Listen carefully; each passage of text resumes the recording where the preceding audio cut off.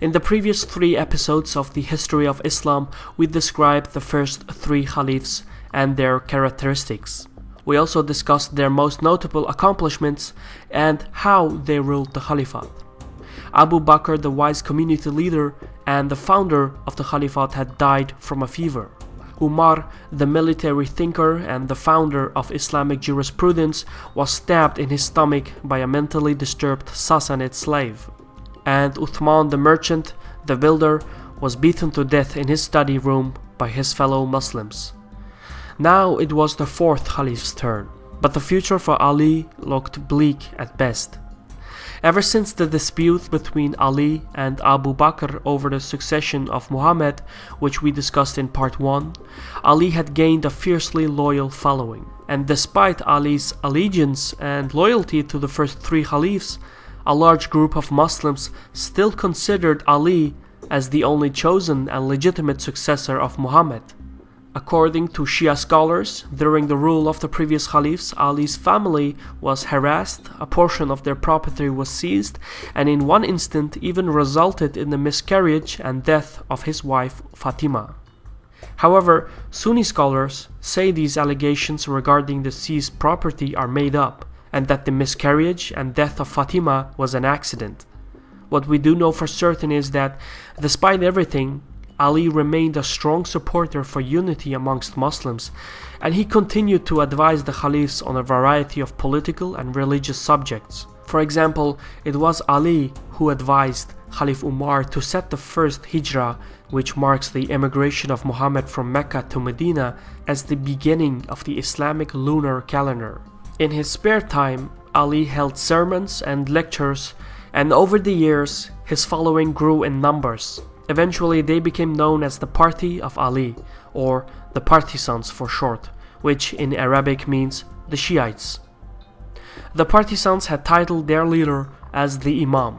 If the mainstream Sunni Muslim community had the Caliph, then the Shiites would have the Imam. Thus, the meaning of Imam has different meanings for Sunni and Shia Muslims. Aside this title difference, there was no cultural or religious difference between the Muslims at the time. There were no sects, cults, or branches. More importantly, there was no schism. At least, not in the beginning and not in the open. Welcome to Caspian Report by me, Shirvan. When Ali was elected as the new Caliph, the very first thing he did was address the people. He made it clear that he had accepted the office of Caliph under turbulent times. Ali implied that he would seek to resolve the murder of Uthman and bring the perpetrators to justice. However, he also explained that even more important than justice was political stability and unity. The Caliph argued that prior to the murder of Uthman by the Egyptian delegation, the delegation had started out as victims and their complaints were legit. Corruption, extortion, monopolies, and aristocracies were deeply embedded in the core of the state. Ali stated that he would first seek to end the economic exploitation and the corruption of the state and the grasping materialism displayed in the name of Islam. Purging the state of corruption required reversing the policies of Uthman. However, the problem here was that in the 12 years that Uthman reigned the Caliphate, a whole new elite class of Muslims had risen, and they had no wish to lose their wealth, power, and social privileges. From the perspective of the Muslim elite, Ali was a threat to their power and lifestyle, and so the top notables of the elite had withdrawn from Medina and rallied under the banner of Governor Muawiyah in Damascus, who was the leading member of the powerful Umayyad family. If Caliph Ali was a threat to the Muslim elite and the Umayyad family, then Governor Muawiyah was the patron of the elite's wealth and safety. This was the new state of affairs. Back in Damascus, an entirely different story was spreading. Muawiyah, being a skillful politician, was holding sermons in his provinces and rallying the support for his cause.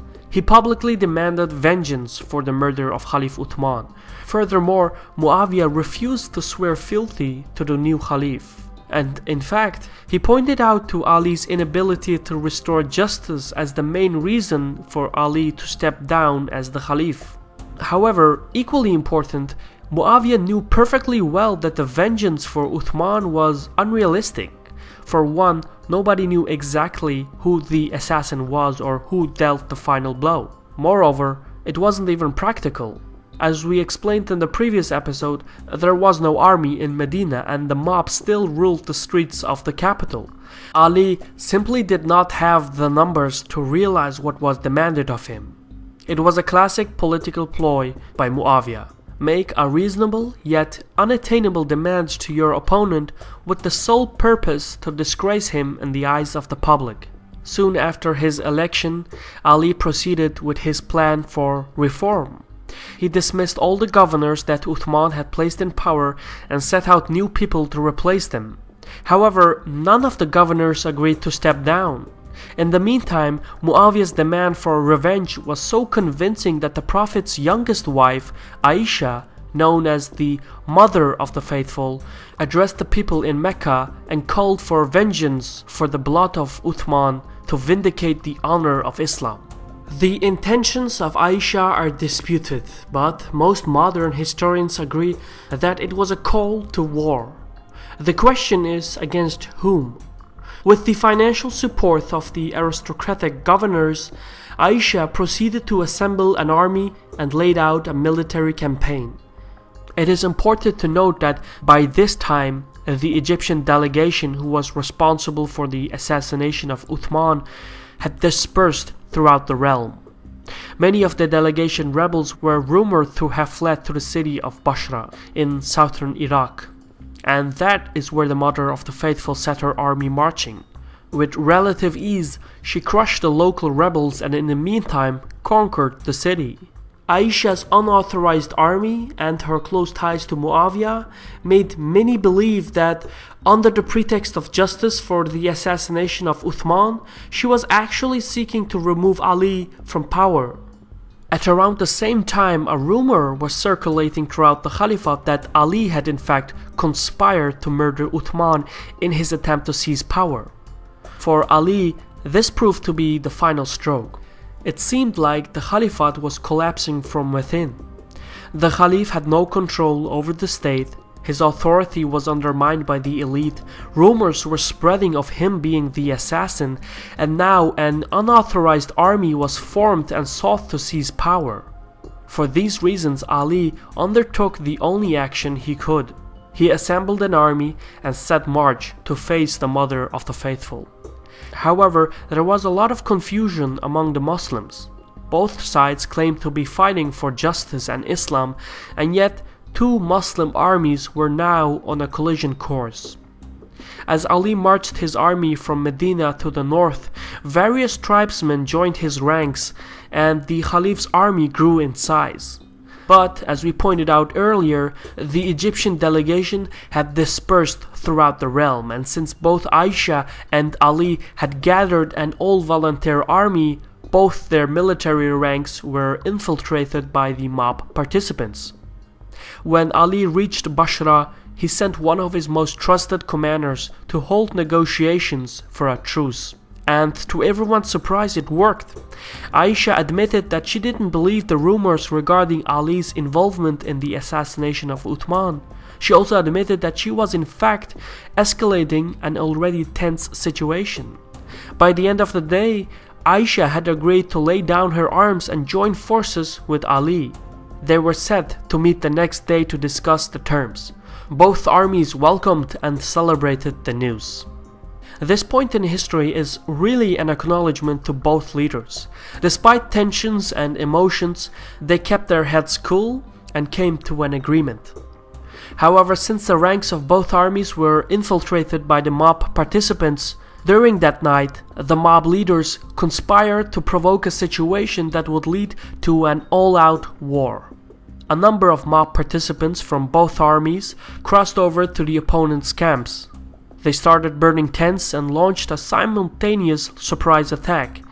The common soldiers from both sides believed they had been betrayed by the other, and before Ali or Aisha could intervene, an all-out battle had ensued. In the heat of the fight, Aisha rode a camel straight into the battlefield and commanded her troops. From that moment onwards, the battle became known as the Battle of the Camel. Some 10,000 people died from the fighting, but in the end, Aisha was captured and Ali emerged victorious. Ali and Aisha discussed the events and made peace with each other. Aisha returned to Medina and would later on become one of the most distinguished and respected scholars of Islam. Things looked different for Ali. He could not retire to Medina. He still had to face Muawiyah in Damascus. However, it's important to note that at the time, the people in Syria differed from the people in Mesopotamia. Prior to the Caliphate, the Levant and Mesopotamia were sworn enemies as they were part of the Byzantine and Sassanid empires respectively. Ali made the city of Kufa in Mesopotamia the new capital of the Caliphate as a reward for the local people's support for Ali. This aggravated the people in the Levant, who still perceived the Persian-dominated Mesopotamia as their historic rivals. In essence, the frontier between Ali and Muawiyah was split along the ancient Byzantine-Persian lines. The governor in the Levant, Muawiyah, used this and manipulated the public opinion. With the people's support, Muawiyah mobilized his standing army and set march to meet Ali and his partisans on the battlefield. Some 6 months after the Battle of the Camel in the year 657, the armies of Ali and Muawiyah encountered each other on the banks of the Euphrates River. Ali was in control of the riverbank, and even though skirmishes erupted, there was a stalemate which lasted for months. Both sides were holding back as both leaders wanted to prevent a bloodshed which would have cost the attacker religious piety and authority. Eventually, the stalemate collapsed and mass-scale fighting erupted. The battle lasted for 4 days and cost the lives of roughly 70,000 people. On the final day of the battle, Ali renewed his attack and was gaining a decisive upper hand. The Shiites were crushing the ranks of Muawiyah's army. In a desperate attempt to turn the battle, Muawiyah enforced a new strategy. He had his spearmen attach pages of the Quran to their lance tips and set them marching slowly towards the opponent. The spearmen were followed by Muslim scholars who were reciting Islamic verses. The intimidating strategy worked. Ali's partisans dared not to raise their swords against the holy pages of the Quran. A group of soldiers even threatened Ali to hold negotiations. With this skillful tactic, Muawiyah had forced Ali's hand and arbitration ensued. Everyone expected Muawiyah's surrender in exchange for some guarantee. What happened instead was that Muawiyah proposed that he remain the ruler of Syria and Egypt, and Ali remained the ruler of everything else. Given that Ali was on the brink of a decisive military victory, the proposal seemed like a poor idea. Thus, Ali refused it. However, this was Muawiyah, the man who built his fortune with his wits. The proposal was never the real objective, but the negotiations were. You see, by agreeing to hold negotiations as equals, Ali had inadvertently lowered his status as the rightful Caliph and in the meantime raised Muawiyah's claim over Syria and Egypt. Thus, the end results didn't even matter. Muawiyah was now considered the de facto ruler of Syria and Egypt. The governor had checkmated the Caliph. As Ali and his partisans were returning to the new capital in Kufa, a large portion of the army, roughly 12,000 men, kept a distance from the main body of the army. It was the same group of men who had earlier threatened Ali to hold negotiations. However, now this group was quarreling that Ali had betrayed Islam by agreeing to a truce and that he should have continued to fight. The commanders argued that they had opposed Muawiyah's rebellion as they considered Ali to be the rightful Caliph. But now they also opposed Ali for accepting to subject his legitimate authority to arbitration. Everything pointed out to a mutiny, but it was in fact much worse than that. This group of mutineers split off and formed their own party called the Khawarij, and later developed into an anarchist movement. Who their leader was is a heavily disputed subject. Some sources even state that there were multiple figures and leaders, all who had multiple different names and titles. What we do know for certain is that they were the very first sect in Islam, the first to leave the mainstream religion. In fact, that is what the name Khawarij means, the ones who left. At the time, nobody knew or understood this, but this wasn't just a mutiny. It turned out that the leading members of the Khawarij mutineers were in fact the very same people from the Egyptian delegation. They were the same people who were responsible for the rebellion against Uthman and his assassination. And as they dispersed throughout the state and infiltrated the ranks of Ali's all-volunteer army, the Khawarij were directly involved in setting the stages for the battles involving Aisha and Muawiyah. In fact, it turned out that this group of mutineers had orchestrated every major event from the start. It was a conspiracy hidden within a conspiracy. Now the same people had reinvented themselves as the Khawarij, and they would forever change history by setting the groundwork for Islamic radicalism. The Khawarij believed that the act of sin was analogous to disbelief. Thus, every sinner was a non-believer. Even though this was contrary to the teachings of Muhammad, as one can be a sinner and yet remain a Muslim, many young Muslims were incorporated into this new doctrine. On the surface it may look like a small philosophic dispute, but according to the Khawarij doctrine, this drastically changed the philosophy of jihad, which, as we explained in part 2 of the Islamic history series, existed out of the realm of peace and the realm of war. However, the Khawarij doctrine expanded the realm of war to include every Muslim who did not agree with their view.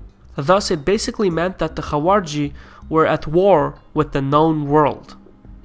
As they departed ways with Ali and his partisans, the Khawarij settled in a town called El-Nahrawan to the south of Baghdad. There, they killed the local governor and established their own state. In their isolation, the Khawarij followers transformed and twisted their views on Islam. For example, the Khawarij agents would merge themselves in a crowded market whilst having their daggers and swords concealed. The Khawarij followers would then plunge their blades into unsuspecting civilians and go on killing until they themselves were killed. It was the predecessor of the suicide bomber, the first form of Islamic terrorism. Over the next 2 years, the Khawarij ideology developed and took shape. They began recruiting young followers from other parts of the Caliphate and encouraged them to immigrate to their town. As we explained the principles and tactics of the Khawarij, one can easily see parallels with other modern like-minded groups such as ISIS, Al-Qaeda, Boko Haram, etc. For this reason, the Khawarij are considered the prime source of Islamic radicalism. Soon, Ali realized the depth of the Khawarij conspiracy and how this reactionary group was in fact the Egyptian delegation, the very same group who had manipulated and conspired a chain of events and set the stage for the Islamic civil war. They had deceived everything and everyone from the beginning. Now they had established their own state and were conducting terrorist attacks throughout the Caliphate. Ali had to act. He assembled a new army, and in the year 659 he finally moved against the Khawarij in the town of El-Nahrawan. The Caliph emerged victorious, but not all the Khawarij commanders were killed. Some had escaped. The surviving commanders once again dispersed throughout the land and planned their next move. 2 years later, following their defeat at Al-Nahrawan, the Khawarij were ready. Their plan was to assassinate the 3 leaders responsible for their failures: Caliph Ali, Governor Muawiyah, and Al-Ahas, who had mediated the negotiations between Ali and Muawiyah. The assassination attempts were to occur simultaneously as the 3 leaders came to lead the morning prayer in their respective cities of Kufa, Damascus, and Fustat. That day, the course of Islamic civilization and identity was changed forever.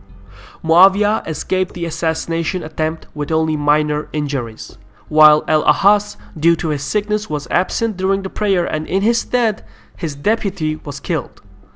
But Ali, the Caliph of the Islamic State was attacked whilst praying in the great mosque of Kufa by a Khawarji agent by the name of Abdul Rahman ibn Julman. The cut wasn't fatal, but the poison in which the dagger was dipped in was. A few days later, Ali passed away, leaving behind an enormous gap of power, a fractured state, and 2 sons, Hassan and Hussein.